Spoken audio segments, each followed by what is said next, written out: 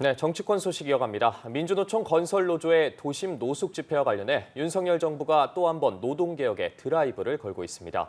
국민의힘과 정부는 도심 집회 제한에 나섰는데요. 네, 이에 맞서 야당은 소관 상임위원회에서 노란봉투법 본회의 직회부를 의결했습니다. 국회로 가보겠습니다. 최지숙 기자.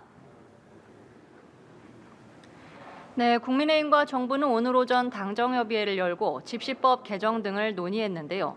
민주노총 시위를 강하게 비판하면서 관련한 제도 개선과 법 개정 등을 약속했습니다. 윤재욱 원내대표는 공공질서 확립과 국민 권익 보호를 위한 당정협의회 뒤 도심 집회를 신고 단계부터 철저히 대응하겠다는 방침을 알렸습니다. 잠시 들어보시죠.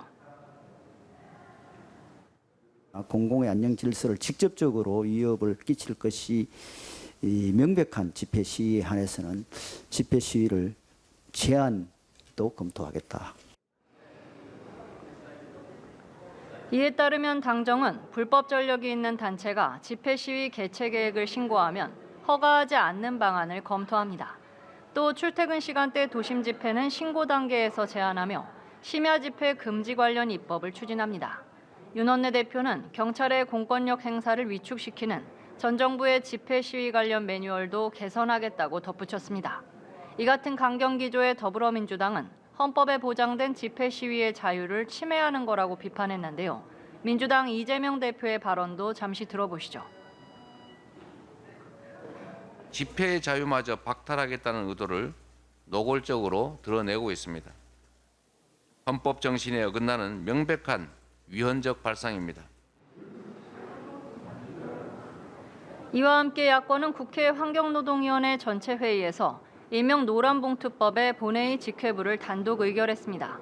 노란봉투법은 원청 기업의 책임을 강화하고 파업 근로자에 대한 기업의 손해배상 청구를 제한하는 내용을 담고 있습니다.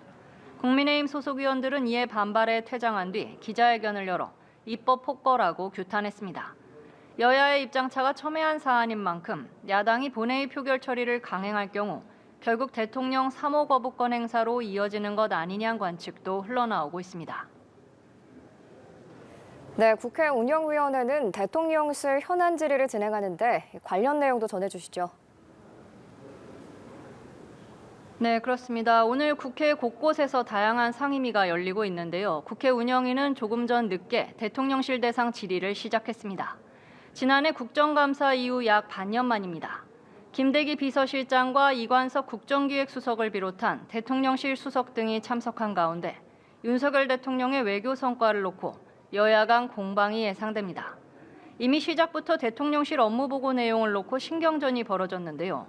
보고서에 적힌 과거 가짜평화라는 문구에 민주당 의원들이 거짓말이라고 지적하자 조태용 국가안보실장은 북한의 선의에 기댄 가짜평화라고 생각한다고 밝혀 설전이 일었습니다. 야당은 또 일본 후쿠시마 오염수 방류에 대한 정부 입장과 대응 계획도 따져 물을 전망입니다. 한편 국토위는 전세 사기 피해 지원을 위한 특별법 제정안을 의결했습니다. 정부가 최우선 변제금만큼 10년간 무이자 대출을 해주는 등 피해자 금융 지원을 확대하는 내용을 담았고 내일 본회의 문턱을 넘을 전망입니다. 행안위는 공직자 가상자산 재산 등록을 의무화하는 공직자윤리법 개정안 의결을 앞두고 있습니다. 김남국 의원의 코인 논란을 계기로 마련된 건데요. 본회의를 통과하고 나면 올 연말부터 시행될 예정입니다. 과방위에선 면직 절차가 진행되고 있는 한상혁 방송통신위원장의 거취 등을 놓고 설전이 벌어졌습니다.